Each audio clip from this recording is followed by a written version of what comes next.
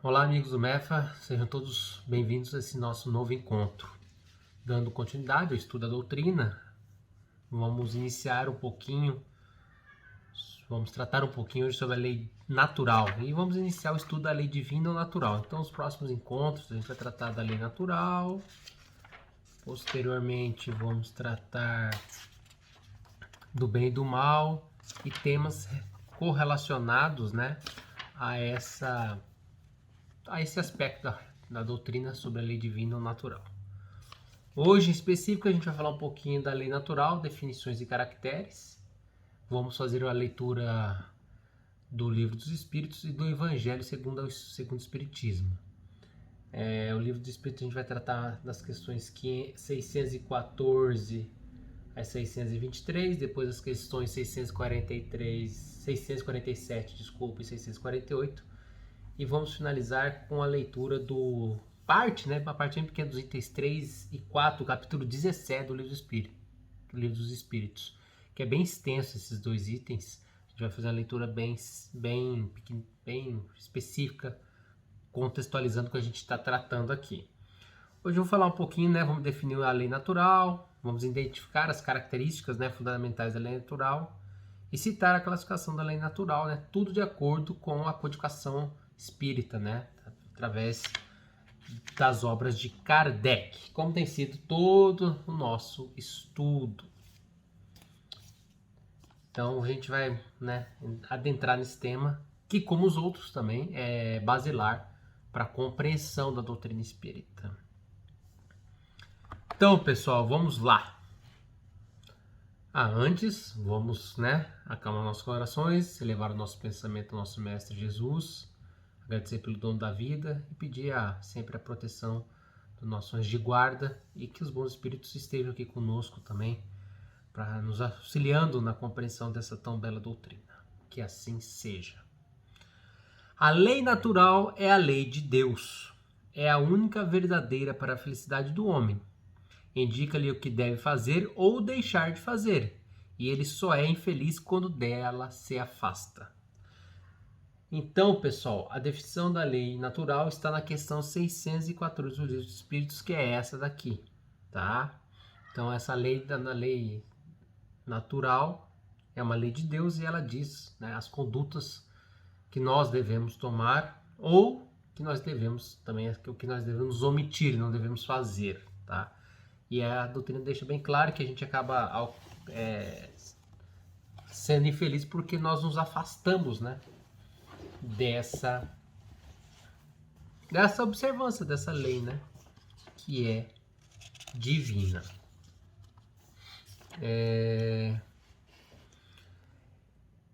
As características fundamentais dessa lei são que ela é eterna e imutável, tributos do próprio Deus, tá?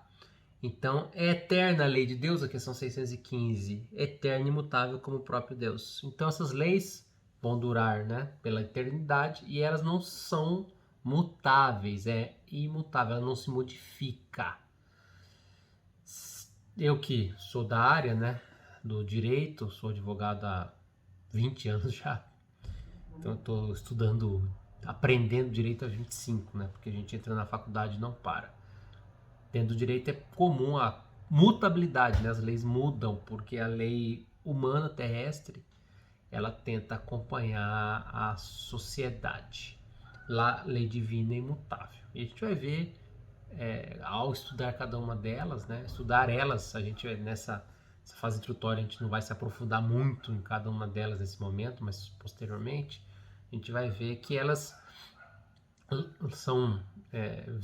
estão conosco, com a humanidade há muitos anos, e não há necessidade mesmo, porque são leis básicas, tá? Todas as leis da natureza são leis divinas, pois que Deus é o autor de tudo. O sábio estuda as leis da matéria, o homem de bem estuda e pratica as da alma. Entre as leis divinas, umas regulam movimentos e as relações da matéria bruta, as leis físicas, cujo estudo pertence ao domínio da ciência. Então as leis físicas também não se excluem de leis divinas, porque tudo vem de Deus. As outras dizem respeito especialmente ao homem considerado em si mesmo e nas suas relações com Deus e com seus semelhantes. Contém as regras da vida, do corpo, bem como as da vida da alma, são as leis morais. Então nós temos as leis morais, né? E as leis físicas, que são as leis que são objeto da ciência, mas não são antagônicas a Deus, e tem as leis morais, que a gente vai ver, né, depois falando mais ou menos quais são essas subdivisões dessas leis naturais, tá? Então o sábio estuda as leis da matéria, tá, pessoal?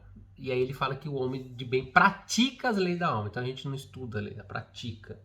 Até quando a gente fazer a leitura aqui do Evangelho, segundo o Espiritismo, capítulo 17, desculpa, o capítulo 17, que é Sede Perfeitos, né, o item 3 e 4, que a gente vai fazer a leitura, fala do homem de bem. Até aqui fazer um parênteses, né, esse termo infelizmente foi capitaneado, né, a gente tem aspectos políticos que adoram falar que o homem de bem, e se fala no homem de bem, mas nem se tem noção do que se é um homem de bem, né?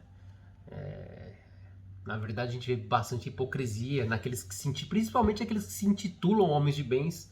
A gente vê muito hipócritas nesse meio, né? Basta uma simples observância ao nosso redor, né? A pessoa se intitula homem de bem, estaciona sua caminhonete em cima do canteiro, não respeita os outros, né? A questão das pessoas que adoram se vender assim sempre são bastante hipócritas. Isso foi capitaneado, inclusive, politicamente no Brasil, né? Alguns se titulam de um aspecto político que são homens, se titulam como homens de bem, mas não praticam caridade, não praticam amor ao próximo, ao contrário, né? A gente tem muita homofobia, misoginia, pessoas que não têm respeito nenhum pela família sua, nem dos outros. Mas, vou fazendo esse parênteses aqui, porque a gente tem que cuidar muito o que a gente fala, né? E a gente vê muita hipocrisia, né? Pessoas que vendem uma coisa, adoram apontar o dedo para os demais. Então, por isso que é bom a gente primeiro se olhar no espelho, né? Antes a gente ficar impondo regras aos outros, né? E se intitulando, tá? A gente vai falar um pouquinho depois o que é o homem de bem mesmo. E a gente vê que, como eu repito, que as pessoas que eu mais vejo se titulando tais quais são as que menos são na visão do Evangelho. Não vou nem falar na visão espírita, vou falar na visão cristã. São muito distantes do que o Cristo trouxe como homens de bem. Mas feito esse desabafo aqui, vamos continuar.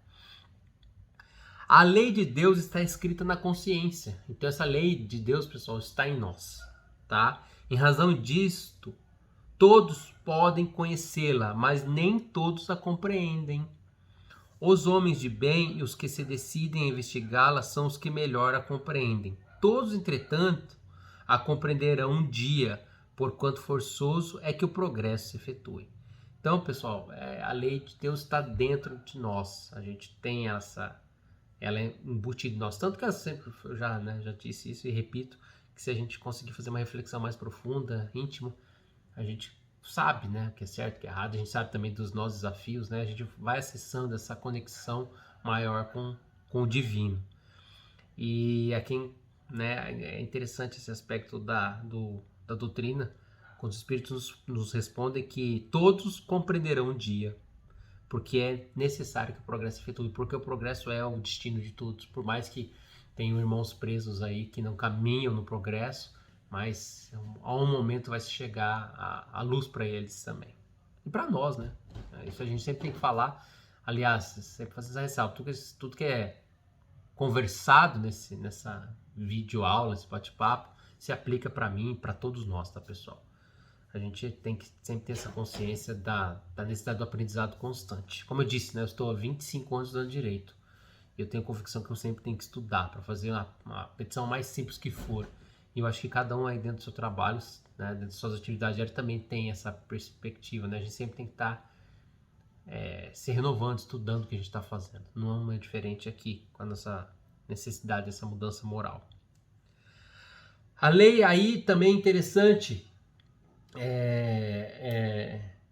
a gente fazer um ponto aqui, que é a questão do conhecimento, né? Então, o conhecimento da lei de Deus é de todos, mas aí é uma revelação, né? Aí aqui é interessante que a lei de Deus ela é continuamente revelada aos homens. Apesar de ela estar escrita na consciência, ela é passível de ser esquecida e desprezada, né? O que a gente vê aí na constância do estudo histórico, né? O ser humano parece que esquece. Então Deus lembra, através até de envio de missionários. Então o que a doutrina nos ensina aqui? Isso está nas questões 622 e 623, né? Confiou Deus a certos homens a missão de revelarem a sua lei? Indubitavelmente. Em todos os tempos houve homens que tiveram essa missão. São espíritos superiores que encarnam com o fim de fazer progredir a humanidade. Tá? Então existem, né, espíritos superiores que vão encarnando a fim de caminhar a humanidade. Entretanto, esses missionários, quando encarnados, podem ser influenciados e cometer enganos. Tá? Isso pode ocorrer, a própria doutrina nos prevê.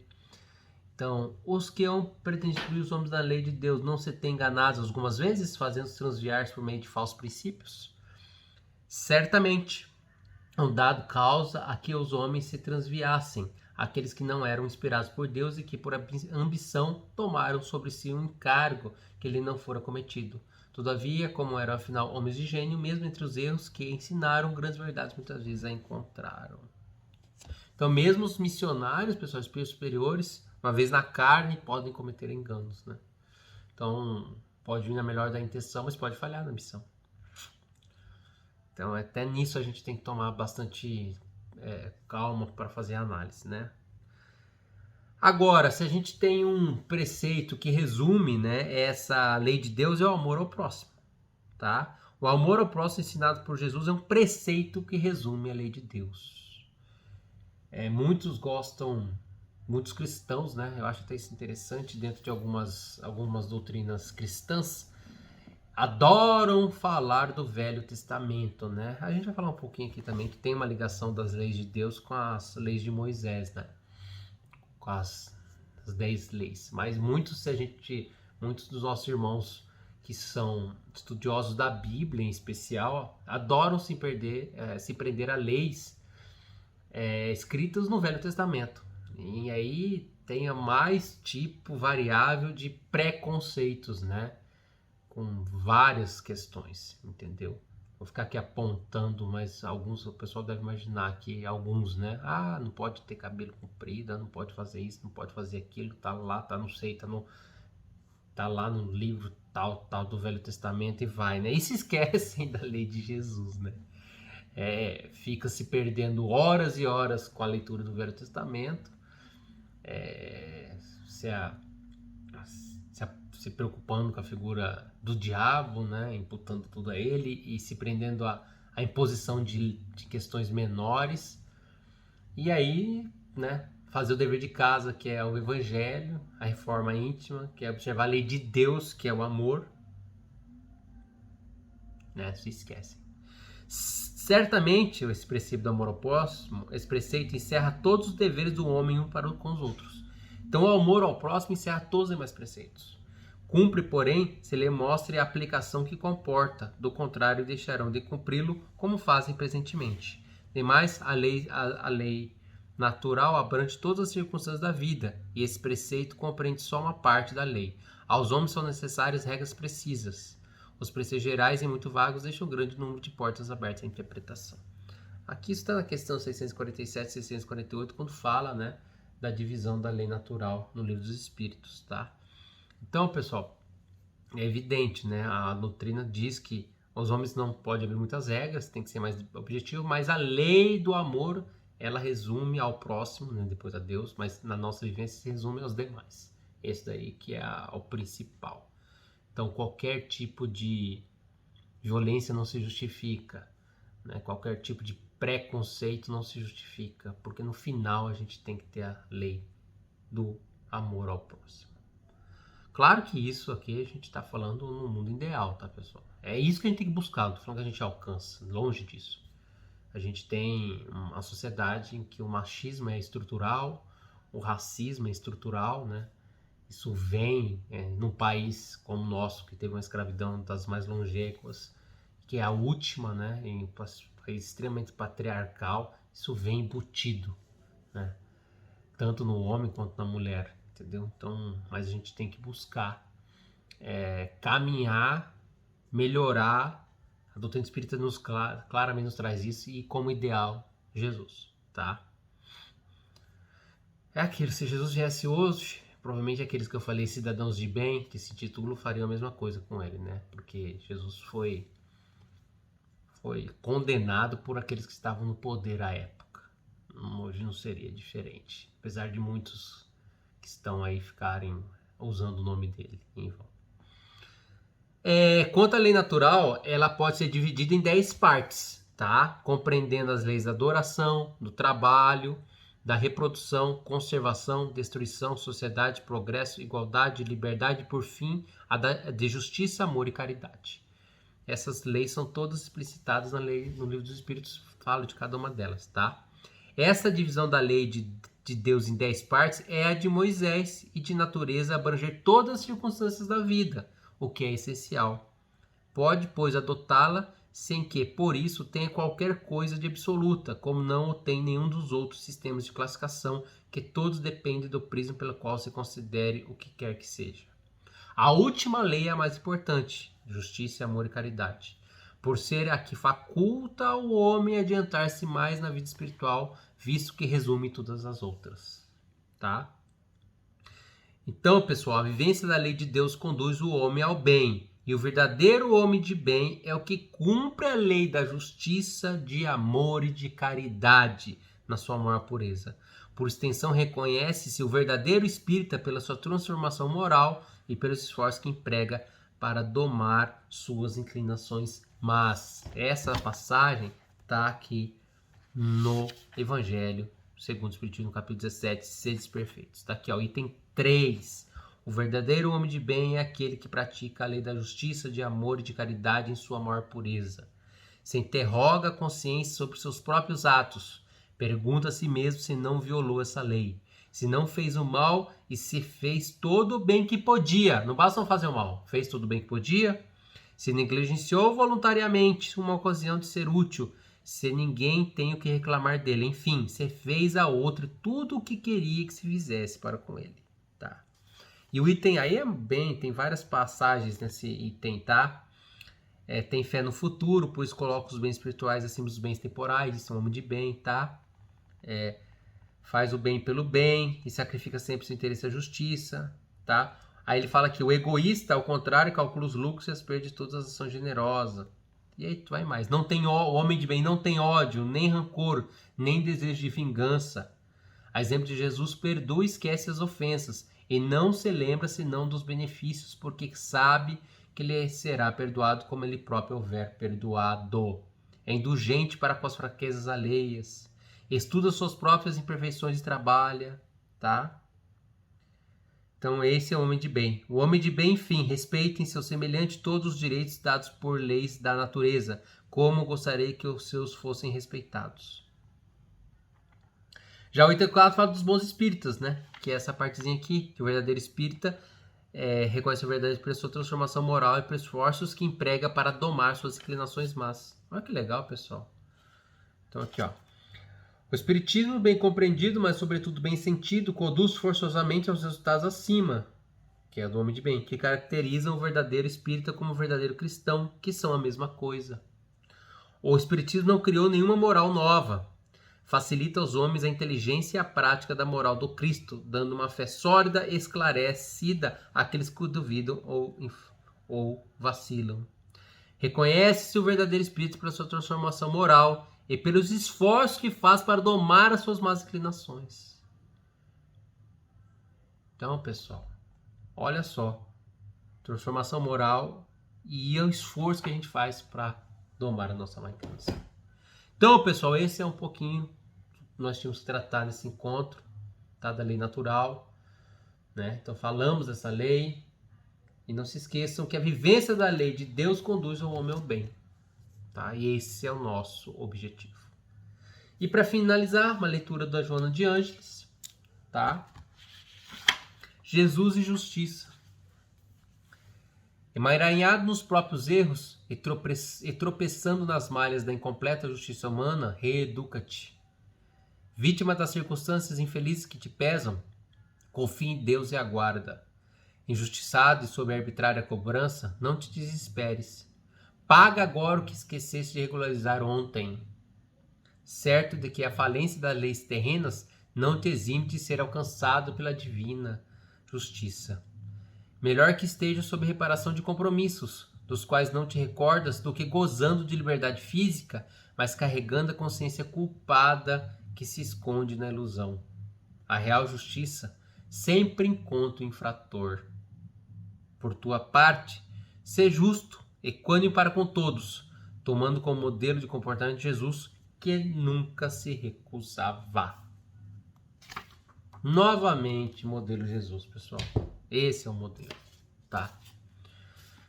Muito obrigado a todos que têm acompanhado os nossos encontros. O MEF se encontra já funcionando, tá? Encontros segundas, sextas, acho que sábado também já está aberto. No sábado, na sexta passada estive lá. Não se esqueçam de sempre estar buscando aí leituras edificantes para a gente suportar o dia a dia, que nem sempre é fácil, tá? Exerçam a caridade, evitem de entrar em discussões desnecessárias, até às vezes não falar alguma coisa para alguém é uma caridade, tá, pessoal? Às vezes claro que tem situações que é necessário se tomar uma postura, mas às vezes em algumas discussões com política e tal, às vezes a gente tem que exercer a caridade até nisso. Muito obrigado a todos, um forte abraço, que nosso Mestre Jesus continue nos iluminando. Até mais.